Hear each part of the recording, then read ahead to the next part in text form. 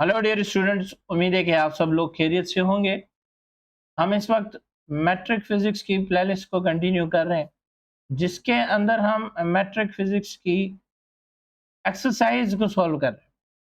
आज इस video lecture के अंदर हम यूनिट नंबर 11 यानी हमारे पास जो यूनिट नंबर 11 है साउंड, उस साउंड के हम न्यूमेरिकल्स को सॉल्व करेंगे। Clear dear students? तो इससे पहले भी हमने यूनिट नंबर 1 और इसी यूनिट के एमसीक्यूज को डिटेल एक्सप्लेन किया है। अगर आपने मेरी वो वीडियोस नहीं देखी तो पहले मैं कहूँगा कि आप वो वीडियोस ज़रूर देखिएगा। ठीक है डियर स्टूडेंट्स, अब हम स्टार्ट करते हैं अपने न्यूमेरिकल्स को। आप देखें कि हमारे पास न्यूमेरिकल नंबर 1 जो है, फर्स्ट न्यूमेरिकल जो है हमारे पास, वो कहा जा रहा है, उसमें हमसे कहा जा रहा है calculate the speed of sound. Speed of sound calculate करना है इन एयर एट 50 सेल्सियस। ठीक है, 50 सेल्सियस पर speed of sound in air calculate करनी है। और हमें जो speed of sound 80 Celsius given है, वो हमारे पास है 331 मीटर पर सेकेंड। ठीक है डियर स्टूडेंट्स, तो आप देखेंगे हम सबसे पहले क्या करेंगे, हम सबसे पहले यहाँ पर डेटा को बनाएंगे। अब डेटा में आप देखेंगे सबसे पहले हमें क्या मालूम करना है, हमें स्पीड ऑफ साउंड कैलकुलेट करना है।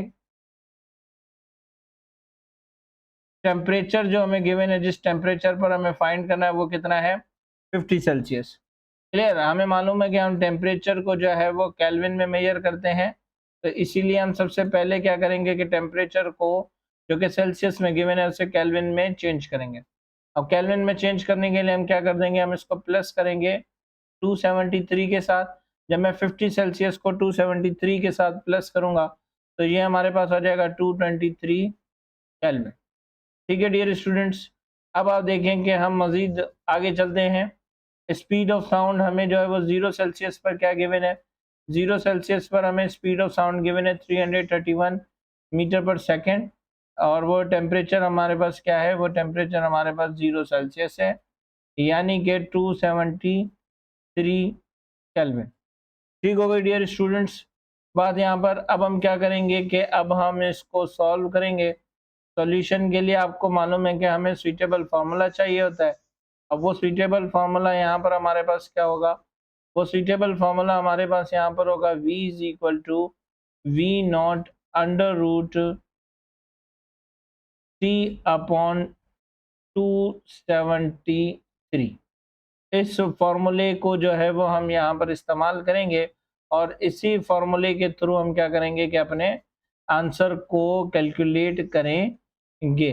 ठीक है डियर स्टूडेंट्स, अब आप देखेंगे यहाँ पर वी सेम, ठीक है, वी नॉट की जगह पर हम क्या रखेंगे, वो स्पीड जो कि 0 सेल्सियस पर हमें गिवन है, और वो कितनी थी हमारे पास 331 multiply by same under root T की जगह पर हम क्या रखेंगे, टी की जगह पर हम रखेंगे 323 केल्विन डिवाइडेड बाय हमारे पास यहाँ पर क्या आ जाएगा, हमारे पास यहाँ पर आ जाएगा 273। अब हम सबसे पहले क्या करेंगे कि v हमारे पास same 331 multiply by under root same. अब हम क्या करेंगे कि सबसे पहले हम 323 को डिवाइड करेंगे 273 से, और जब हम 323 को डिवाइड करेंगे 273 के साथ तो हमारे पास जो आंसर आएगा वो आएगा 1.183। क्लियर? 1.183 हमारे पास आंसर आ जाएगा। अब हम क्या करेंगे कि अब हम इसे फर्दर सॉल्व करेंगे, और इसके लिए भी हम क्या करेंगे कि यहाँ पर आप देखें कि हमारे पास v सेम 331 सेम। ठीक हो गई बात। अंडर रूट यहाँ पर हम लेंगे अंडर रूट 1.183, जो कि हमारे पास आ जाएगा 1.0876। अब क्या करेंगे कि हम इनको सिंपली मल्टीप्लाई कर देंगे 331 के साथ, तो हमें जो स्पीड ऑफ साउंड हमें मिलेगी 50 सेल्सियस के ऊपर, वो कितना मिलेगा, वो हमें मिलेगा 360 मीटर पर सेकेंड। ये हमारे पास फर्स्ट न्यूमेरिकल का आंसर भी आ जाएगा। ठीक है, और हम ये पढ़ते भी हैं कि जैसे जैसे टेम्परेचर बढ़ेगा वैसे वैसे स्पीड ऑफ साउंड भी इंक्रीज होती रहेगी। आप देखेंगे 0 सेल्सियस पर हमारे पास जो स्पीड ऑफ साउंड है वो कितनी है, 331 मीटर पर सेकेंड, और इसी तरीके से 50 सेल्सियस पर अब ये कितनी हो गई है, 360 मीटर पर सेकेंड हो गई है। अब हम अपने नेक्स्ट न्यूमेरिकल की तरफ चलते हैं, और वो नेक्स्ट न्यूमेरिकल हमें क्या कह रहा है, वो नेक्स्ट न्यूमेरिकल हमें कह रहा है कि a person has an audible range. एक पर्सन है जिसके ऑडिबल रेंज क्या है, 20 हर्ट्ज से लेकर 20 किलो हर्ट्ज तक है। ठीक है, what are the distinguishing wavelength of the sound waves in air corresponding to these two frequencies. Take the speed of sound in air as 340 metre per second. अब देखेंगे इसको भी कैलकुलेट करते हैं। इसको भी कैलकुलेट करने के लिए हम सबसे पहले क्या बनाएंगे, हम सबसे पहले यहाँ पर डेटा बनाएंगे, और डेटा के लिए आप देखें कि डेटा के लिए हम क्या करेंगे कि हमारे पास जो ऑडिबल रेंज की जो फ्रीक्वेंसी यानी कि F1 हम क्या ले लेते हैं, F1 हम ले लेते हैं 20 हर्ट्ज।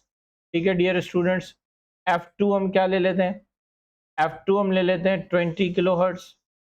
क्लियर, और हमें वेवलेंथ मालूम करनी है, यानी कि वेवलेंथ 1 मालूम करनी है जो कि 20 हर्ट्ज पर होगी, और वेवलेंथ 2 मालूम करनी है जो कि हमारे पास 20 किलो हर्ट्ज के ऊपर। ठीक है डियर स्टूडेंट्स, और इसी तरीके से जो स्पीड है वो स्पीड हमारे पास क्या है, वो स्पीड हमारे पास है 340 मीटर पर सेकेंड।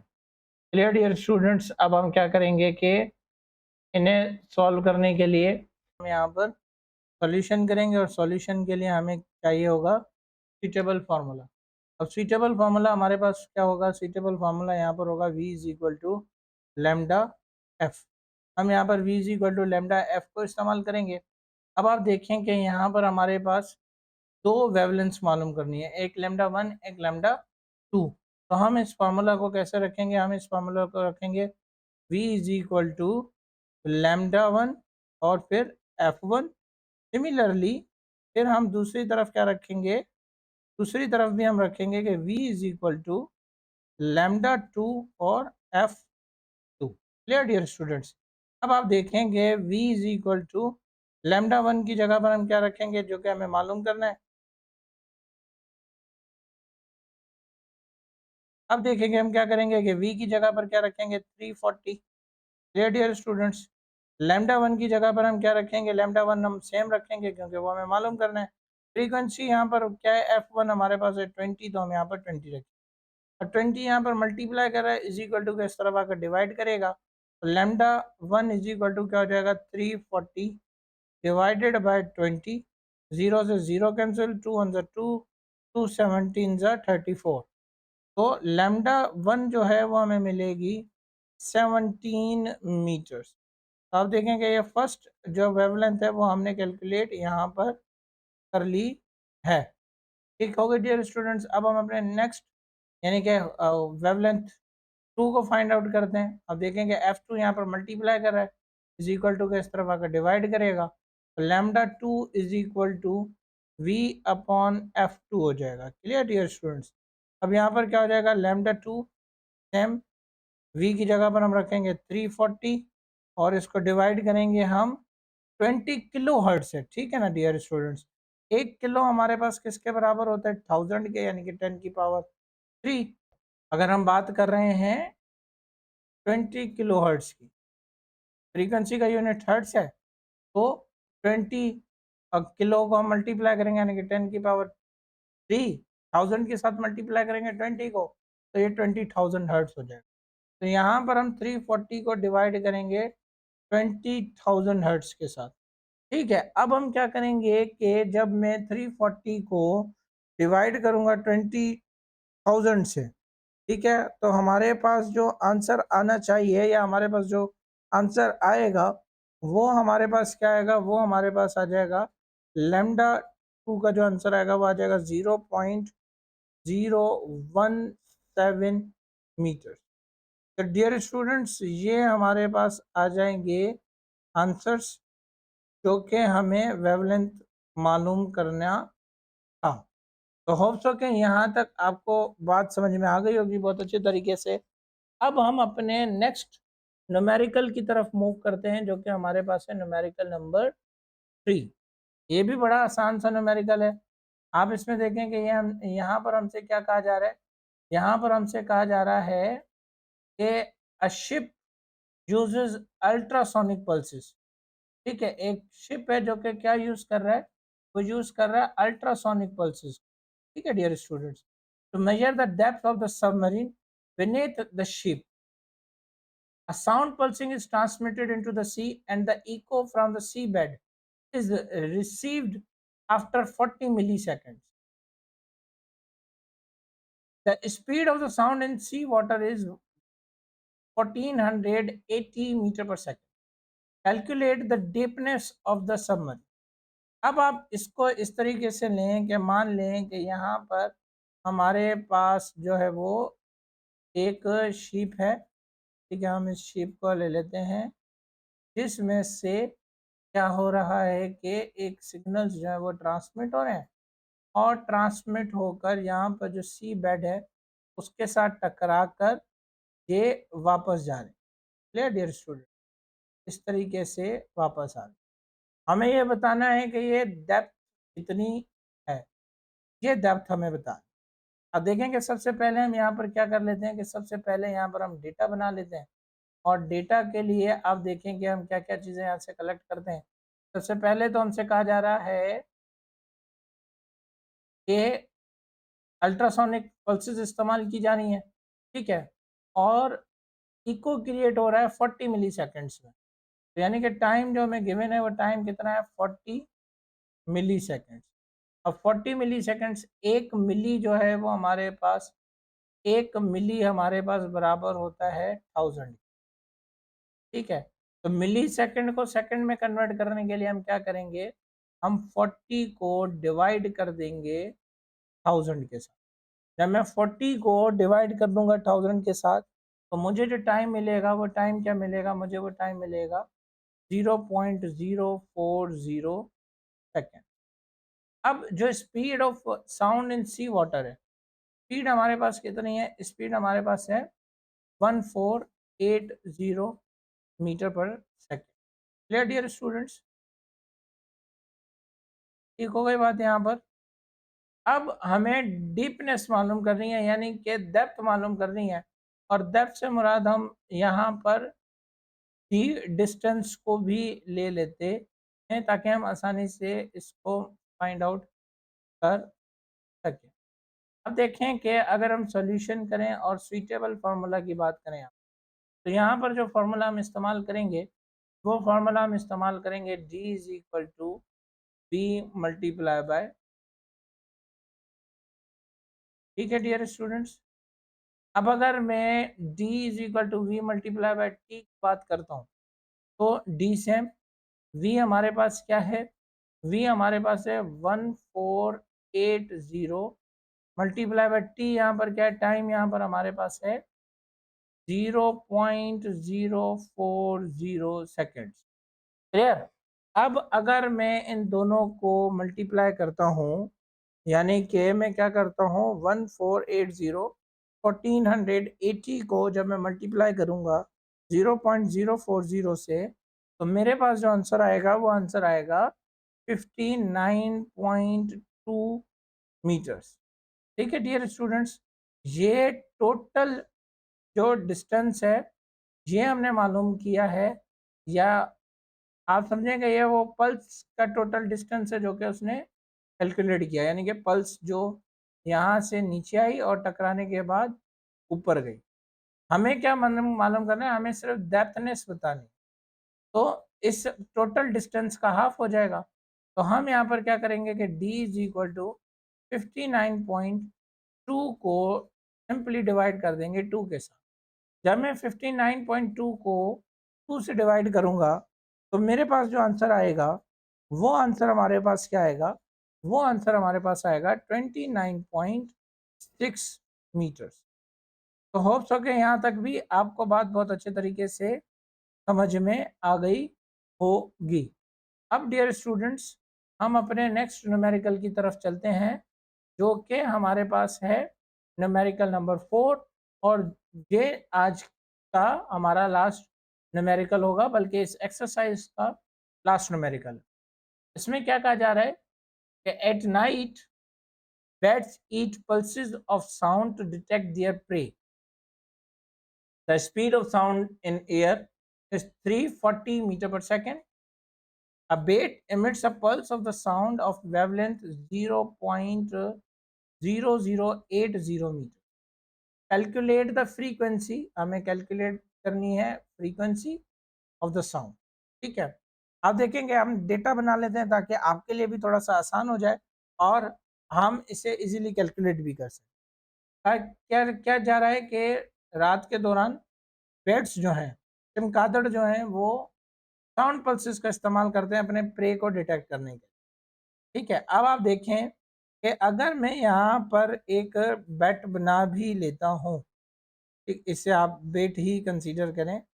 ये जो बेट हमारे पास है, ये बेट क्या करता है, पल्सेस को इस्तेमाल करता है और यहाँ पर मौजूद जो इसका इंसेक्ट, जो इसका प्रे होता है, उसे वो डिटेक्ट करता है। यानी कि ये पल्सेस जाती हैं, उस इंसेक्ट्स के साथ हिट कर कर वापस आती हैं, जिससे ये क्या करता है, उनके डिस्टेंस को डिटेक्ट करता है। क्लियर? अब ये जो पल्सेस की स्पीड है, पल्सेस की जो स्पीड हमारे पास है, हम डेटा बना लेते हैं। पल्सेस की जो स्पीड हमारे पास है वो कितनी है? पल्सेस की जो स्पीड हमारे पास है वो है v is equal to 340 metre per second. ठीक है डियर स्टूडेंट्स, अब हमें बताना क्या है, सबसे पहले a bat emits a pulse of the sound of wavelength। Wavelength कितनी है? 0.0080 मीटर। और यहाँ पर हमें क्या कैलकुलेट करना है? यहाँ पर हमें कैलकुलेट करना है फ्रीक्वेंसी। ठीक है, फिर नेक्स्ट उसमें हमसे पूछा जा रहा है, इसी क्वेश्चन के नेक्स्ट पार्ट में हमसे पूछा जा रहा है, the pulse of sound hit its prey and is reflected in the beat. The beat receive the pulse 0.10 second. अब जो टाइम हमें गिवन है वो कितना है? 0.10 सेकेंड्स। ये कौन सा टाइम है? ये वो टाइम है जिसमें वेव गई, प्रे के साथ टकराई और फिर वापस। तो यहाँ पर जो टाइम लगा वो टाइम कितना लगा? 0.10 सेकेंड्स का लगा। Clear dear students? अब हमें यहाँ पर क्या करना है कि calculate the distance travel by the pulse. अब जो पल्स ने डिस्टेंस ट्रेवल किया है हमें वो बताना है। क्लियर? उसके बाद फिर हमें क्या बताना है? नंबर 3 पर हमें यही बताना है कि प्रे से लेकर बेट तक का डिस्टेंस, या जो बेट का जो डिस्टेंस है वो प्रे से कितना है, यानी कि इंसेक्ट बेट से कितना दूर है। थर्ड पार्ट में मैं ये बताऊं। Clear dear students? अब देखें, यहाँ पर भी फिर हमें क्या बताना है? यहाँ पर भी हमें डिस्टेंस बताना है। अब वन बाय वन इनको कैलकुलेट करते हैं। और कैलकुलेट हम किस तरीके से करेंगे कि सबसे पहले हम फर्स्ट फ्रीक्वेंसी को मालूम करें। अब फ्रीक्वेंसी मालूम करने के लिए हमारे पास जो सूटेबल फार्मूला है, वो सूटेबल फार्मूला हमारे पास कौन सा है? वो सूटेबल फार्मूला हमारे पास है v is equal to lambda F. अब v की जगह पर क्या आ जाएगा? 340। लैम्डा की जगह पर क्या आ जाएगा? 0.0080। और यहाँ पर फ्रीक्वेंसी हमें मल्टीप्लाई कर रहा है, वहां जाकर डिवाइड करेगा। Frequency is equal to 340 divided by 0.0080। अब फ्रीक्वेंसी यहाँ पर हमारे पास क्या आ जाएगी? फ्रीक्वेंसी मालूम करने के लिए हम क्या करेंगे कि 340 को हम डिवाइड करेंगे 0.0080 के साथ। तो जो फ्रीक्वेंसी हमें मिलेगी वो क्या मिलेगी? 42,500 हर्ट्ज में। Clear dear students? ये हमारे पास फ्रीक्वेंसी हो जाएगी जो कि हमने मालूम करनी थी। अब हम नेक्स्ट पार्ट में क्या करेंगे? अब हमारा जो नेक्स्ट पार्ट है उसमें हम ये करेंगे कि उसमें हम डिस्टेंस मालूम करें। अब डिस्टेंस मालूम करने के लिए हमारे पास क्या फॉर्मूला है? v multiply by T. अब डिस्टेंस मालूम करने के लिए v हमारे पास 340 को मल्टीप्लाई करेंगे, हम टाइम जो गिवन था हमें वो टाइम कितना था 0.10 सेकंड। अब मैं जब 340 को मल्टीप्लाई करूंगा 0.10 के साथ, तो जो डिस्टेंस हमें मिलेगा वो कितना मिलेगा, वो हमें मिलेगा 34 मीटर्स। ठीक है डियर स्टूडेंट्स, ये जो हमें डिस्टेंस मिला है ये डिस्टेंस कौन सा है, जो मैंने आपको बताया पल्स ने प्रे तक जाने का किया और फिर जाने से वापस आने तक का ओवरऑल डिस्टेंस है। अब ये जो पॉइंट 3 है जिसमें हमसे कहा जा रहा है कि प्रे और वेट के बीच का डिस्टेंस बताएं, तो अब हम क्या करेंगे कि d is equal to 34 divided by 2 कर दें। तो यहाँ पर हमें मिल जाएगा d is equal to 17 metres. Dear students, ये हमारे पास ओवरऑल सॉल्यूशंस थे जो कि हमने यहाँ पर सॉल्व किए। इन पूरे न्यूमेरिकल्स में अगर कोई ऐसी बात जो आपको समझ में ना आई हो तो मुझसे कमेंट सेक्शन में ज़रूर पूछिएगा। इंशाल्लाह नेक्स्ट यूनिट के एक्सरसाइज में आपसे मुलाकात होगी। तब तक हमें दीजिए इजाज़त। अल्लाह हाफिज़। Thank you so much.